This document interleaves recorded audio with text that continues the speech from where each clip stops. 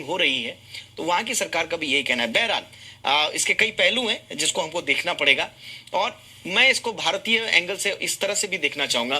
Professor स्वर्ण सिंह, जो कुछ भी, अब देखिए, वो वहां का राजनीतिक मसला है, विपक्ष का काम ही है स्वाभाविक रूप से कि वहां की सरकार को घेरना, और वहां की सरकार अपने हिसाब से अपने अधिकार क्षेत्रों के बीच में अपनी सफाई देगी, और वहां की जनता को तय करना है कि वो किसके साथ है किसके साथ नहीं। लेकिन मॉरिशस में ये जो पॉलिटिकल विवादास्पद स्थिति उत्पन्न हुई है, भारत के नजरिए से इस पर क्लोज वॉच रखना कितना इंपॉर्टेंट होगा? धन्यवाद दीपक। आपने जैसे खुद ही कहा कि इसके बहुत से पहलू हैं। मोटे तौर पर करीब 2 दशकों से आप देखें कि चीन का प्रभाव जो है वो भारत के पड़ोसी देशों में बढ़ा है, और उसका सीधा परिणाम ये निकला कि वहां अक्सर देखा जाता है कि इन देशों में 2 बड़े गुट राजनीतिक दलों में हो जाते हैं, जो एक चीन के प्रति दोस्ती का हाथ बढ़ाना चाहता है, दूसरा ये कि जो भारत के साथ मिलकर काम करना चाहता है। तो ये एक नया रुझान सभी देशों की राजनीति में आया है, और कुछ हद तक वो वही आप देख रहे हैं मॉरिशस में भी हो रहा है। दूसरी बात ये कि चीन का जो प्रभाव बढ़ा है उसमें अंतरराष्ट्रीय स्तर पर देखें कि सारे पश्चिमी देशों की कोशिश है कि चीन की तकनीक जो है वो दूसरे देशों तक ना जा सके। तो जहां वो पश्चिमी देशों से मुकाबला नहीं कर पाता है, तो उसके लिए लगता है कि भारत से मुकाबला करना उसके लिए शायद संभव है। और जिन देशों में भारत इस तरह की तकनीक मुहैया कराने की कोशिश करता है, वहां चीन भी जाकर कोशिश करता है कि उसको ज्यादा मौका मिलना चाहिए वहां भारत के एवज में। और जाहिर है कि भारत और चीन का जो आपसी तनाव है उसको लेकर भी इसमें बहुत सी शंकाएं हो सकती हैं कि क्या ये जानबूझकर कुछ किया कराया जा रहा है, या क्या क्या केवल ये बड़े जो बदलाव है हो रहे हैं क्षेत्र में जिसमें चीन का प्रभाव बढ़ता हुआ जमीन पर जो वहां की पार्टियां हैं वो उसका फायदा उठाना चाहती हैं। और जैसे आपने खुद कहा कि विपक्ष का काम ही है कि सरकार को गिराने की कोशिश करें, और भारत का जो तालमेल है इन सब देशों से वो चीन के मुकाबले में बहुत अलग है। चीन केवल आप देखें कि व्यापार और निवेश के नजरिए से वहां जाता है, जबकि भारत के ऐतिहासिक, सांस्कृतिक और सामाजिक जो संबंध है इन सब देशों में वो बहुत अलग हैं। तो मुझे नहीं लगता है कि भारत की और एक तरह से शंका खड़ी करना इन देशों में चीन के लिए उतना आसान होगा, हालांकि कोशिश लगातार शायद होती रहती है।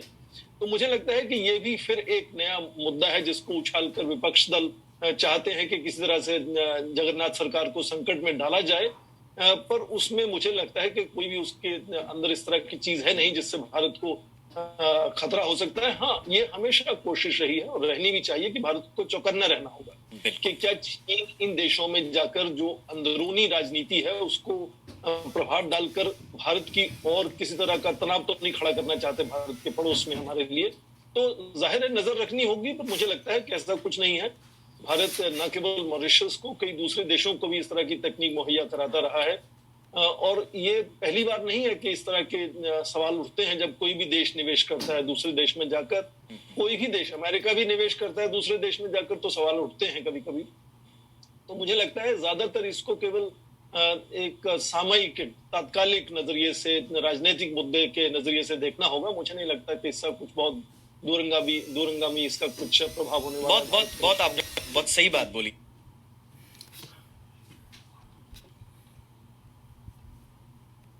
इस विषय पर चर्चा शुरू करना चाहूंगा। ये जो कांगो में जो कुछ हो रहा है और जो वहां के लोगों का आरोप है कि यूएन पीस, क्योंकि इस बार का जो प्रोटेस्ट था वो कांगो में स्थानीय सरकार प्रशासन के विरुद्ध नहीं था, वो यूएन पीस कीपिंग फोर्सेस के खिलाफ था। तो आगे आप ये जो विरोध प्रदर्शन है ये किस तरह आगे वहां की आंतरिक स्थिति को किस तरह से आंकते हैं आप?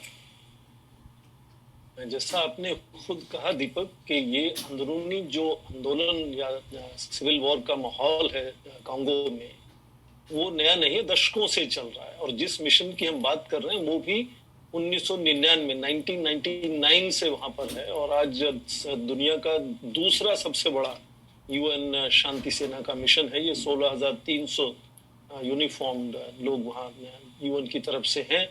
परेशानी इसमें ये है कि जो संयुक्त राष्ट्र की शांति सेना भेजी जाती है उसकी ये जिम्मेदारी नहीं होती कि वो अंदरूनी झगड़ों में हस्तक्षेप करे या किसी एक दल को दूसरे दल से बचाए, उसका केवल काम ये होता है कि जो वहां उस वक्त की सरकार है, जो दूसरे जो रेबल्स हैं, उनके आपस में जो शांति समझौता होता है उसको किस तरह से बनाए रखा जा सके और इन दलों को अलग अलग रखा जा सके, ताकि एक तरह से संकट और वहां हिंसा ना हो पाए।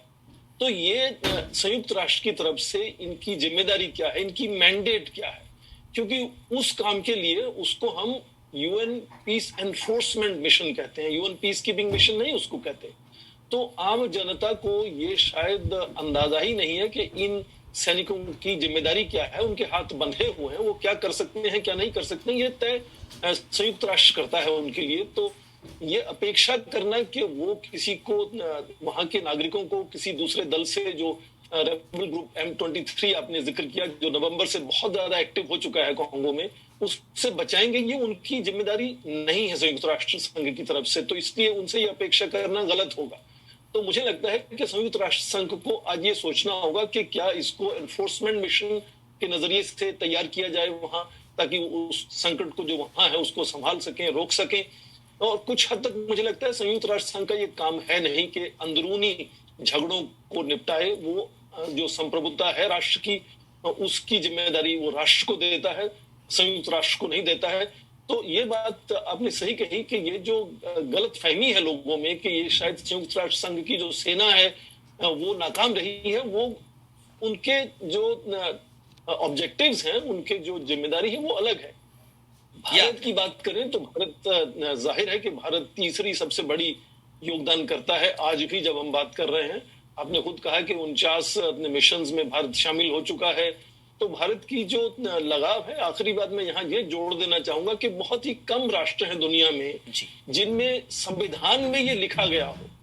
आप देखें हमारे आर्टिकल 51 में, 51 में ये लिखा गया है संविधान में कि हमारी सभी सरकारें लगातार अंतर्राष्ट्रीय स्तर पर शांति बनाए रखने में योगदान करेंगी और जुड़ी रहेंगी उस कार्य से। तो भारत की जो सोच है, जो छवि है, वो बहुत अलग है कि वो लगातार कोशिश करता है कि अंतर्राष्ट्रीय स्तर पर जहां उसकी खुद अपने राष्ट्र से शामिल नहीं भी हो, वहां भी जाकर शांति बनाने की कोशिश करता है।